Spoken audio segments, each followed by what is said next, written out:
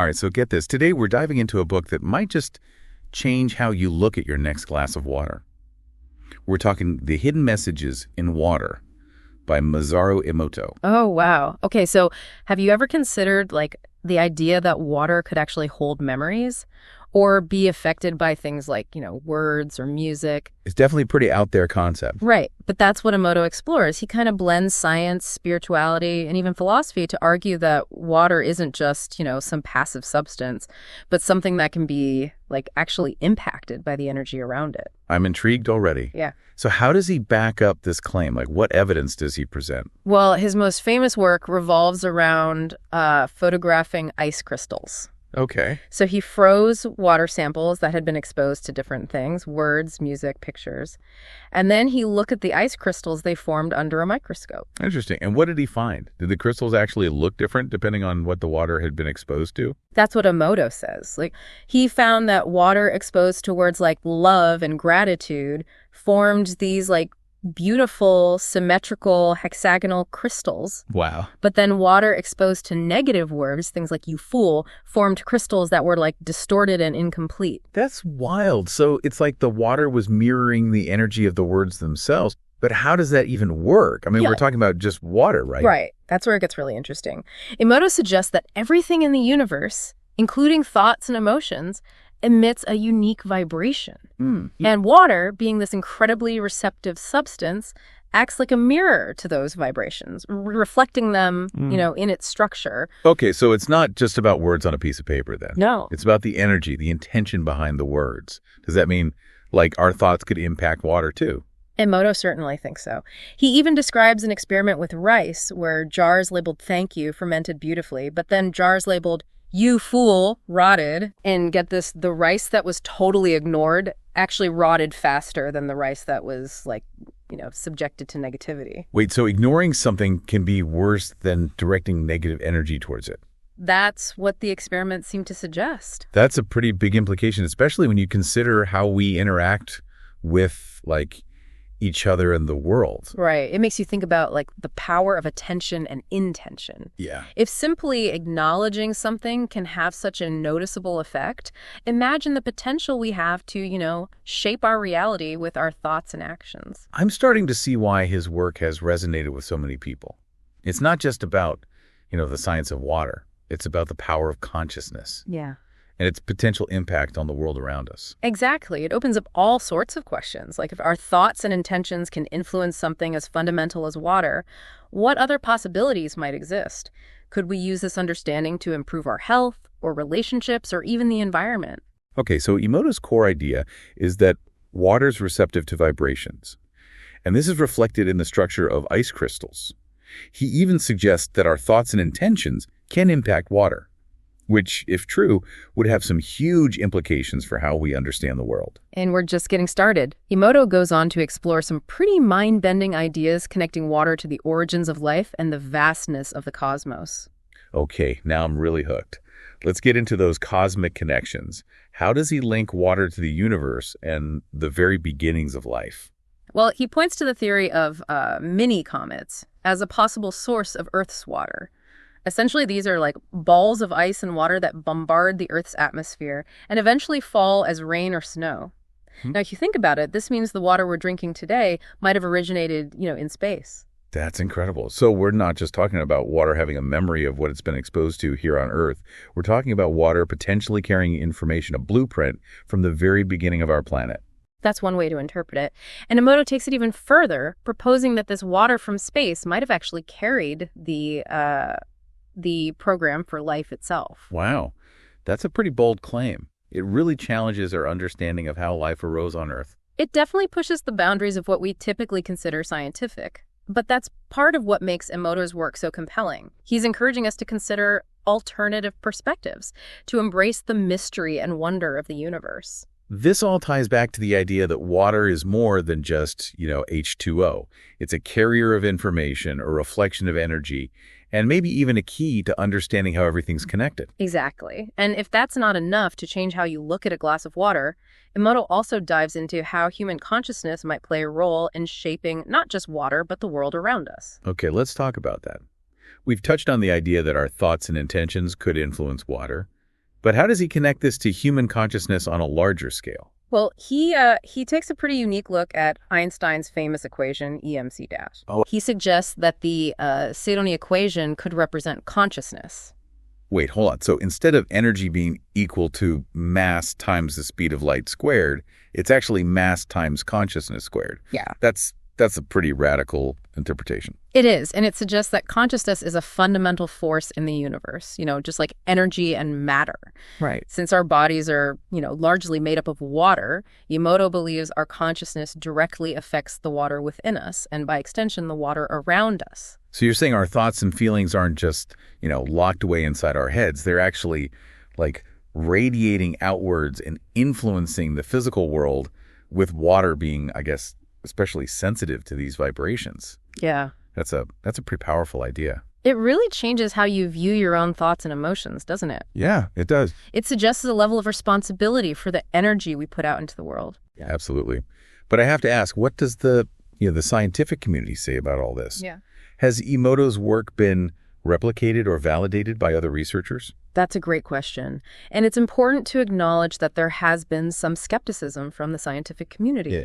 Some critics argue that his methods aren't rigorous enough, that the results could be influenced by, a subjective interpretation. So there's concern that maybe Emoto is seeing what he wants to see in the ice crystals rather than there being, objective evidence of change. That's one of the criticisms. Others point out that the beautiful crystal formations might be due to factors like temperature or impurities in the water, rather than, any inherent memory or response to human consciousness. Right. So it sounds like there's still a lot of debate and discussion around Emoto's work, but even if, some of his scientific methods haven't been fully validated, the impact of his ideas is undeniable. Absolutely. His photographs have, captivated people all over the world. They've sparked conversations about the nature of water, the interconnectedness of all things, and the power of human consciousness. You're absolutely right. So Emoto's work, while controversial, has really pushed the boundaries of how we think about water and its role in the universe. It's raised some huge questions that science won't not be able to answer definitively right now, but it's also sparked a lot of curiosity and a desire to explore these ideas further. That's a great way to put it. It's a reminder that science is an ongoing process of discovery, and sometimes it takes, thinkers like Emoto to challenge our assumptions and open up new avenues of inquiry. Okay, so we've talked about the science, the spirituality, and the controversy surrounding Emoto's work. Right. But what about the core message of the book? Yeah. What's he ultimately trying to convey? At its heart, the hidden messages in water is a call for love and gratitude. Emoto believes these are the most powerful forces in the universe, capable of transforming not only water, but also ourselves and the world around us. So even with all the science and cosmic connections, his central message is pretty simple. Love and gratitude are essential for a better world. It sounds almost too simple to be true. I think that's part of the beauty of it. It's a message that resonates with people regardless of their background, It speaks to a very human desire for connection, for harmony, for a world filled with more kindness and compassion.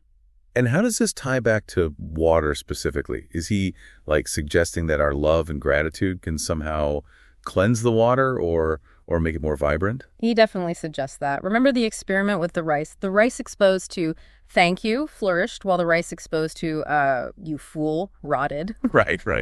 Emoto believes this principle can be applied, on a global scale. He suggests that our collective consciousness can impact the water that makes up our planet. So if we, collectively focus on sending love and gratitude to the water, to the oceans, rivers, and lakes, we can somehow heal the planet. It's a beautiful idea. It is. Yeah. But is there any evidence to support it? Emoto doesn't present, hard scientific evidence in the traditional sense. But he encourages readers to try it for themselves. He suggests, conducting personal experiments, like sending positive intentions to water and just observing what happens. So he's basically saying, don't just take my word for it, see what happens for yourself. Exactly. That's an invitation to engage with his ideas on a personal level, not just an intellectual one. Exactly. And that's where things get really interesting. Emoto's work isn't about, passively absorbing information. It's a call to action. It's an invitation to participate in the transformation of ourselves and the world around us. I think that's a powerful message, even if some of the scientific underpinnings are still being debated.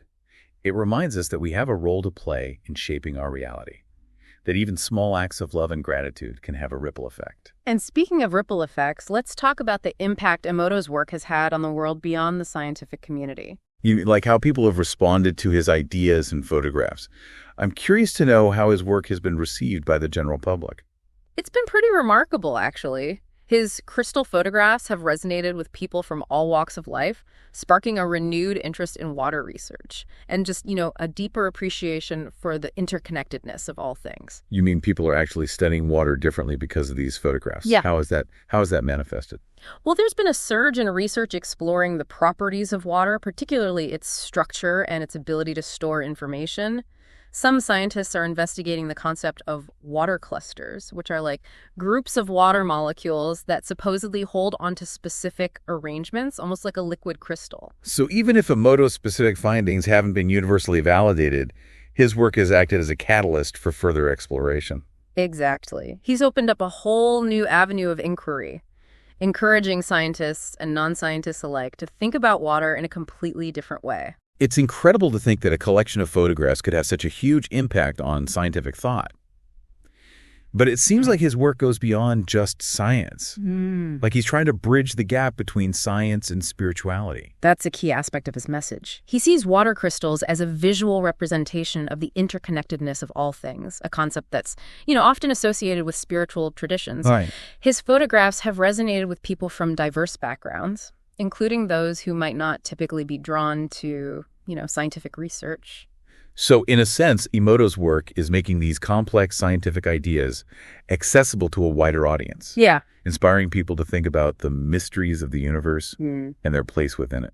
Yeah, it's really fascinating how he's managed to kind of bridge those two worlds, science and spirituality, and create a dialogue that speaks to people on so many levels. Yeah, I agree. It's like he's saying, hey, even if you don't get all the science, you can still appreciate, the beauty and the mystery of water. And you can still choose to approach it with intention and respect. Absolutely. And I think that's what makes it so powerful. It encourages us to look at the world through a different lens, one that recognizes that everything's connected and the potential for transformation through love and gratitude. It reminds me of those incredible photos of the water crystals.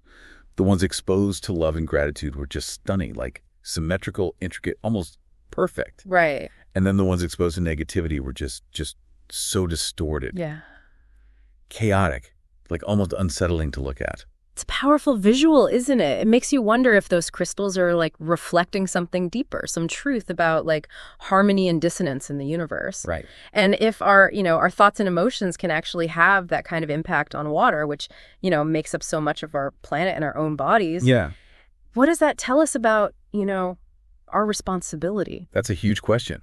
And one that I think Emoto wants us to think about. If we accept that our consciousness can shape water, then it makes sense that we have a responsibility to cultivate love and gratitude, not just for our own well-being, but for the well-being of the planet. Exactly. It's a reminder to be mindful of the, the energy we bring to every interaction, every thought, every action. Yeah. If water's this receptive, this sensitive to the vibrations around it, then what kind of impact are we having with our own energy? I'm starting to see why his work has been so impactful, even if it has, sparked some debate.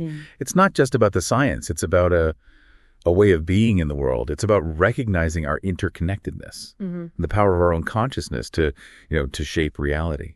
You got it. It's about recognizing that we're not just passive observers in this world. We're active participants. Every thought we think, every emotion we feel, every action we take, it sends ripples out into the universe. And those ripples have the power to, create harmony or disharmony, both within ourselves and in the world. This whole exploration of Emoto's work has been really eye-opening. It's given me a new perspective on something as simple as water. I don't think I'll ever look at a glass of water the same way again. And that's exactly what Emoto was going for. He wanted to inspire a sense of awe and wonder about water, to encourage people to see it not just as a resource, but as a living, breathing entity that connects us all. Before we wrap up, I have one more question. You mentioned that some of his findings, haven't been totally validated by the scientific community. How does Emoto address that in his book? He acknowledges the skepticism and the need for, more research, but he ultimately encourages readers to trust their own experiences. He invites us to observe our own relationship with water, to experiment with approaching it with love and gratitude, and to see what happens. So he's not saying he has all the answers. No. He's inviting us to join him on this journey of exploration and discovery. He's saying, hey, here are some ideas that have resonated with me. Now go out and see, what resonates with you. Yeah, exactly. It's a beautiful invitation to approach life with, curiosity and wonder, to be open to new possibilities, to trust the wisdom of our own experiences. Oh, he's definitely given us a lot to think about. This deep dive into the hidden messages in water has been a fascinating journey through, the realms of science, spirituality, and human consciousness. It's challenged how we think about the nature of reality and reminded us that, everything's connected. And for those of you listening, we'll leave you with this final thought. What if Emoto's right? What if our thoughts and emotions really can shape the world around us? How would you choose to think, to feel, to be if you knew that your consciousness was creating, ripples that extended beyond yourself? It's definitely something to ponder. Until next time, keep exploring, keep questioning, and as always, keep those positive vibes flowing.